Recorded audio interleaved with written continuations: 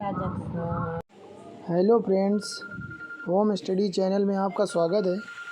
आज दोस्तों हम लोग लेकर के आए एक नया टॉपिक। इसके पहले वाले वीडियो में दोस्तों हम लोग देख चुके हैं भारतीय इतिहास, जिसमें हम लोगों ने टॉपिक लिया था सिंधु घाटी की सभ्यता, जिसमें दोस्तों हम लोगों ने 51 क्वेश्चन कंप्लीट किए थे। आज दोस्तों उसी के आगे नेक्स्ट टॉपिक है वैदिक कला, वैदिक संस्कृति। तो दोस्तों इसके विषय में पूर्ण जानकारी प्राप्त करेंगे और 51 क्वेश्चन इसमें भी कंप्लीट करेंगे, जो कि यूपी तरपल 80 पेट के एग्ज़ाम के लिए बहुत ही महत्वपूर्ण है। तो दोस्तों चलते हैं, ज़्यादा समय न लेते हुए वीडियो में। दोस्तों पहला थीम देख लेते हैं वैदिक कल्चर की। तो दोस्तों वैदिक संस्कृति सिंधु सभ्यता के बाद अस्तित्व में आई। इसकी जानकारी वेदों से मिलने के कारण इसे वैदिक संस्कृति कहा जाता है। तो दोस्तों इसकी जानकारी वेदों से मिली है, इस कारण इसे वैदिक संस्कृति कहते हैं। और दोस्तों वैदिक काल को दो भागों में बांटा जा सकता है। फर्स्ट नंबर ऋग्वैदिक काल, जो कि 1500 ईसा पूर्व से 1000 ईसा पूर्व तक रहा। इसके बाद नेक्स्ट दोस्तों उत्तर वैदिक काल, 1000 ईसा पूर्व से 600 ईसा पूर्व तक। दोस्तों वैदिक काल को दो भागों में बांटा गया है। इसके बाद नेक्स्ट टॉपिक की बात कर लेते हैं। सिंधु सभ्यता नगरीय थी, जबकि वैदिक सभ्यता या संस्कृति जो थी वो पूर्णतया दोस्तों ग्रामीण थी। इसके बाद दोस्तों ऋग्वैदिक संस्कृति ग्रामीण, पशुपालन पर आधारित व राजतंत्रीय थी। पशुपालन उनका प्रमुख व्यवसाय था। दोस्तों वैदिक कालीन समय में जो पशुपालन था वो प्रमुख व्यवसाय था। इसके बाद ऋग्वैदिक आर्य घुमक्कड़ जीवन शैली के कारण कृषि का पूर्ण विकास नहीं हो पाता था, क्योंकि दोस्तों वो एक जगह अपना जीवन व्यतीत ही नहीं करते थे। इसके बाद नेक्स्ट, इस काल का प्रमुख ग्रंथ ऋग्वेद ही है। ऋग्वेद की अनेक बातें ईरानी भाषा के प्राचीनतम ग्रंथ अवेस्ता जेंदावेस्ता से मिलती हैं। अवेस्ता जेंदावेस्ता से मिलती हैं। ऋग्वेद सबसे प्राचीन वेद है। अगला दोस्तों, आर्य भारत में 1500 ईसा पूर्व के आसपास आए थे। ऋग्वैदिक काल की सर्वाधिक महत्वपूर्ण नदी सिंध नदी है तथा दूसरी सर्वाधिक महत्वपूर्ण नदी सरस्वती नदी थी। सरस्वती का ऋग्वेद में सर्वाधिक बार उल्लेख हुआ है। दोस्तों जो सरस्वती नदी थी उसका ऋग्वेद में बहुत बार उल्लेख हुआ है। अब दोस्तों इसी कड़ी में हम लोग आगे की तरफ चलेंगे और इसमें 51 क्वेश्चन 51 क्वेश्चन कंप्लीट करेंगे दोस्तों, जो कि बहुत इम्पोर्टेंट है हमारे लिए। तो दोस्तों कंप्लीट करते हैं। पहला क्वेश्चन, वेदों की संख्या कितनी है? तो वेदों की जो हमारी संख्या है वो है ऑप्शन नंबर डी, 4 है दोस्तों। वेदों की संख्या 4 है। इसके बाद दोस्तों सबसे पुराना वेद कौन सा है? तो दोस्तों सबसे पुराना वेद हमारा है Rigveda, option number A. Next question दोस्तों नंबर 3, ऋग्वेद में कितने मंडल हैं? तो दोस्तों ऋग्वेद में हमारे 10 मंडल हैं, ऑप्शन नंबर बी के साथ चले जाएंगे। नंबर 4 दोस्तों, गायत्री मंत्र का उल्लेख किस वेद में है? तो दोस्तों गायत्री मंत्र का जो उल्लेख है हमारा ऋग्वेद में है, ऑप्शन नंबर ए। दोस्तों आप लोग क्वेश्चन नोट करते चलिए और इनके नोट्स भी बनाते चलिए, जिससे आपको पढ़ने में आसानी रहे। तो अगला क्वेश्चन देखते हैं दोस्तों, गायत्री मंत्र का उल्लेख ऋग्वेद के किस मंडल में है? तो दोस्तों गायत्री मंत्र का जो उल्लेख है दोस्तों वो तीसरे मंडल में है, ऑप्शन नंबर सी के साथ चले जाएंगे। नेक्स्ट क्वेश्चन, ऋग्वेद में सबसे पवित्र नदी किसे कहा गया है? तो दोस्तों अभी अभी हम लोगों ने ऊपर इसी की बात की थी, ऑप्शन नंबर सी, सरस्वती नदी की। तो ऑप्शन नंबर सी के साथ चले जाएंगे, सबसे पवित्र नदी सरस्वती है। इसके बाद 7वां नंबर दोस्तों, सबसे नया वेद कौन सा है? तो दोस्तों सबसे नया वेद जो हमारा है अथर्ववेद है, ऑप्शन नंबर डी। इसके बाद दोस्तों बात कर लेते हैं नेक्स्ट की, वैदिक काल में राजा जनता से जो कर वसूल करता था उसे क्या कहते हैं वैदिक काल में? तो दोस्तों उसको कहते थे बलि। बलि। ऑप्शन नंबर बी के साथ चले जाएंगे। अगला क्वेश्चन देखते हैं दोस्तों नेक्स्ट। सत्यमेव जयते कहाँ से लिया गया है? तो दोस्तों सत्यमेव जयते जो हमारा लिया गया है वो लिया गया है मुंडकोपनिषद से। Option number D. इसके बाद दोस्तों नेक्स्ट, ऋग्वेद में किसका उल्लेख है? तो दोस्तों ऋग्वेद में हमारा मंत्रों का उल्लेख है। ऑप्शन नंबर ए, मंत्र का उल्लेख है दोस्तों। नेक्स्ट क्वेश्चन देख लेते हैं 11 नंबर। ऋग्वेद में कुल ऋचाओं, कहने का मतलब दोस्तों मंत्रों की संख्या कितनी है? तो दोस्तों ऋग्वेद में हमारे मंत्र 10,600 मंत्र हैं। अगला दोस्तों 12 नंबर, सामवेद में किसका उल्लेख है? तो दोस्तों सामवेद में हमारा संगीत का उल्लेख है। Option number D. अगला दोस्तों 13 नंबर, भारतीय संगीत का जनक किस वेद को कहते हैं? तो दोस्तों भारतीय संगीत का जनक सामवेद को कहते हैं दोस्तों। Option number B. नेक्स्ट दोस्तों, यजुर्वेद में किसका उल्लेख है? तो दोस्तों यजुर्वेद में हमारा कर्मकांड का उल्लेख है। Option number B. नेक्स्ट दोस्तों, अथर्ववेद में किसका उल्लेख है? तो दोस्तों अथर्ववेद में हमारा रोग निवारण व जादू टोना, रोग निवारण व जादू टोना का उल्लेख है। Option number B. नेक्स्ट दोस्तों, उपनिषदों की संख्या कितनी है? दोस्तों मोस्ट इम्पोर्टेंट, ये कई बार पूछा गया एग्जामों में दोस्तों। तो दोस्तों उपनिषदों की संख्या हमारी 108 है, जो कि ऑप्शन नंबर सी के साथ चला जाएगा। अगला नेक्स्ट क्वेश्चन दोस्तों, उपनिषदों को अन्य किस नाम से जाना जाता है? तो दोस्तों हम लोग उपनिषदों को दोस्तों वेदांग के नाम से भी जानते हैं। तो दोस्तों उपनिषदों का अन्य नाम वेदांग है। ऑप्शन नंबर सी। नेक्स्ट की बात कर लें दोस्तों, वेदांगों की संख्या कितनी है?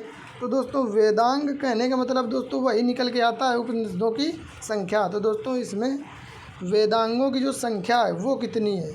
और दोस्तों उपनिषदों को जिस अभी 17 नंबर क्वेश्चन में हम लोगों ने पढ़ा है, उपनिषदों को अन्य किस नामों से जाना जाता है? तो दोस्तों वेदांग, वेदांत दोस्तों वेदांत के नाम से जाना जाता है। इसमें दोस्तों 18 नंबर में पूछा गया है वेदांगों की संख्या। तो दोस्तों हमारी वेदांगों की जो संख्या है वो दोस्तों है 6। दोस्तों वेदांगों की संख्या 6 है। नेक्स्ट क्वेश्चन देख लेते हैं, व्याकरण की सर्वप्रथम रचित पुस्तक है? तो दोस्तों व्याकरण की सर्वप्रथम रचित पुस्तक हमारी अष्टाध्यायी है। Ashtadhyayi, B number option. अगला दोस्तों बात कर लेते हैं अष्टाध्यायी के रचयिता कौन थे? तो दोस्तों अष्टाध्यायी के रचयिता हमारे पाणिनि थे। अगले की दोस्तों बात कर ले, पुराणों की संख्या कितनी है? पुराणों की संख्या दोस्तों है 18। Option number D. नेक्स्ट, वैदिक आर्यों का मुख्य भोजन क्या था? तो दोस्तों जो वैदिक आर्य थे वो भोजन हमारे दूध और इसके उत्पादक। Option number B. नेक्स्ट की दोस्तों बात कर लें, निम्नलिखित में से कौन सा अन्न मनुष्य द्वारा सबसे पहले प्रयोग में लाया गया? तो दोस्तों हमारा जो अन्न था वो था दोस्तों जौ, जो मनुष्य द्वारा सबसे पहले प्रयोग में लाया गया। नेक्स्ट दोस्तों, वैदिक लोगों द्वारा किस धातु का प्रयोग सबसे पहले किया गया? तो दोस्तों वैदिक लोगों द्वारा सबसे पहले तांबा धातु, ऑप्शन नंबर बी के साथ चले जाएंगे दोस्तों, तांबा धातु का प्रयोग किया गया। दोस्तों इस वीडियो में हम लोग ज़्यादा समय न लेते हुए क्वेश्चनों को जल्दी जल्दी करा रहे हैं, जिससे कि ज़्यादा लंबा वीडियो ना हो सके और आप लोग कम समय में इसकी तैयारी कर सकें। तो दोस्तों नेक्स्ट देखेंगे, वेद शब्द का अर्थ है? तो वेद शब्द का दोस्तों अर्थ है ज्ञान। ऑप्शन नंबर सी के साथ जाएंगे दोस्तों। नेक्स्ट, आर्य सभ्यता में मनुष्य के जीवन के आयु के अवरोही क्रमानुसार कौन सा सही है? तो दोस्तों ब्रह्मचर्य, गृहस्थ, वानप्रस्थ और संन्यास दोस्तों ये मनुष्य जीवन के लिए उचित है। ऑप्शन नंबर सी के साथ चले जाएंगे आर्यों के अनुसार दोस्तों, या आर्य सभ्यता के अनुसार। अगला नेक्स्ट की बात कर लेते हैं दोस्तों, आरंभिक वैदिक कला में वर्ण व्यवस्था आधारित थी? तो दोस्तों इसमें व्यवसाय पर आधारित थी। ऑप्शन नंबर सी के साथ जाएंगे। 28 नंबर क्वेश्चन की बात करें दोस्तों, आर्यों को एक जाति कहने वाला पहला यूरोपियन कौन था? तो दोस्तों जो पहला यूरोपियन था तो दोस्तों था Max Muller. Max Muller option number C. इसके बाद दोस्तों नेक्स्ट की बात कर लें, आर्यन जनजातियों की पराधीनतम बस्ती कहाँ है?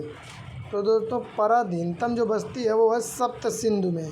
सप्त सिंधु ऑप्शन नंबर डी के साथ जाएंगे। इसके बाद 30 नंबर, उपनिषद क्या है? तो दोस्तों हमारा उपनिषद है हिंदू दर्शन का स्रोत। हिंदू दर्शन का स्रोत ऑप्शन नंबर डी। नेक्स्ट की बात कर लेते हैं दोस्तों, रामायण के रचयिता कौन है? रामायण के रचयिता दोस्तों वाल्मीकि हैं, जो कि ऑप्शन नंबर बी के साथ जाएंगे।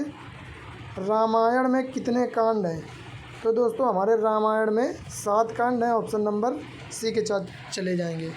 दोस्तों कांडों को हम लोग नोट में देखेंगे। कांड दोस्तों कितने हैं?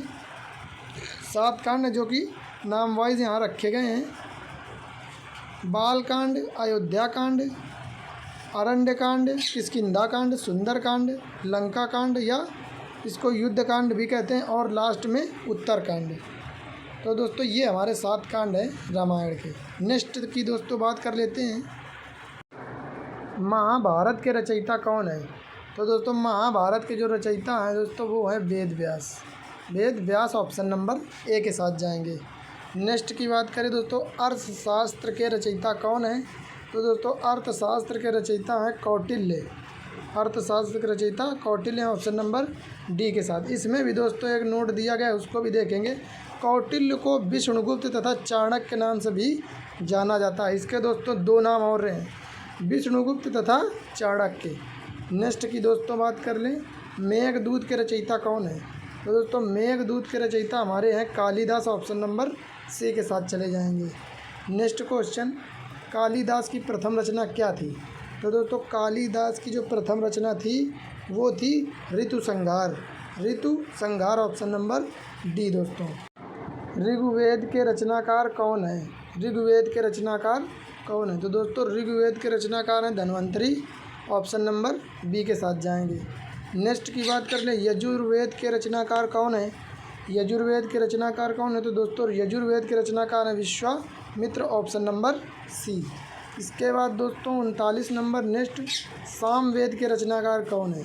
तो सामवेद के दोस्तों जो हमारे रचनाकार हैं वो हैं भरत मुनि, ऑप्शन नंबर डी के साथ जाएंगे। दोस्तों सभी वेदों के रचनाकारों के नाम दोस्तों हर क्वेश्चन में दिए गए हैं, तो दोस्तों इनको वो ध्यान से कंप्लीट करिए।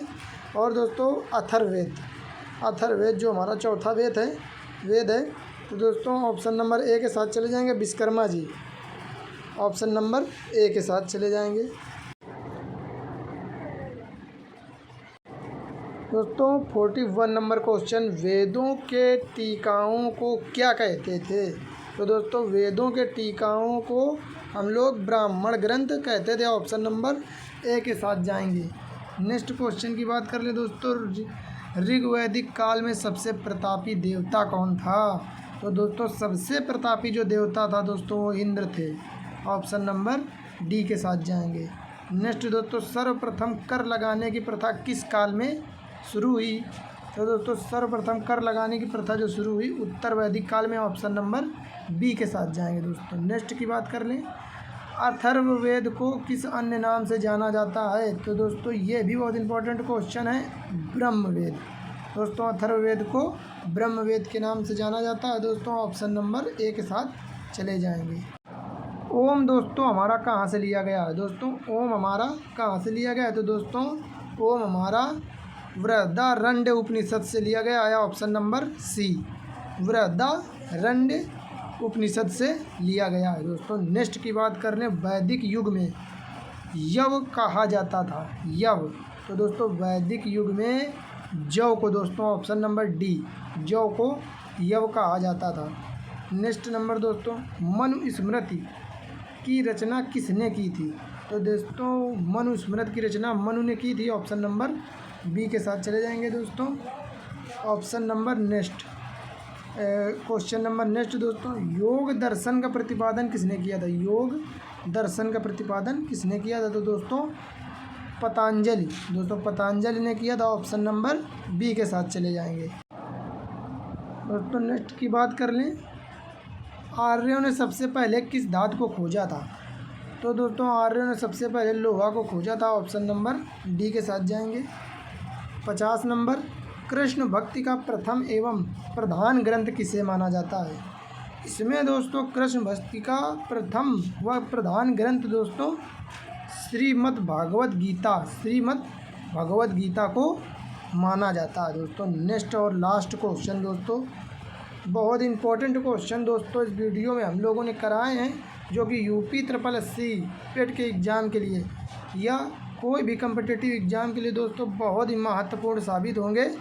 और दोस्तों इनको लिख ज़रूर लेना और कंप्लीट करते चलना दोस्तों। और दोस्तों अगर हमारे चैनल पर नए हैं तो दोस्तों इसको शेयर, सब्सक्राइब और लाइक ज़रूर करें। तो दोस्तों क्वेश्चन देख लेते हैं। 51, ऋग्वेद में अघन्य शब्द का प्रयोग किस पशु के लिए किया गया? दोस्तों गाय के लिए। गाय दोस्तों हमारा पूजनीय है, जो कि भारतवर्ष में हज़ारों सालों दोस्तों पूजी जा रही है। तो दोस्तों आज के लिए इतना ही, और दोस्तों धन्यवाद।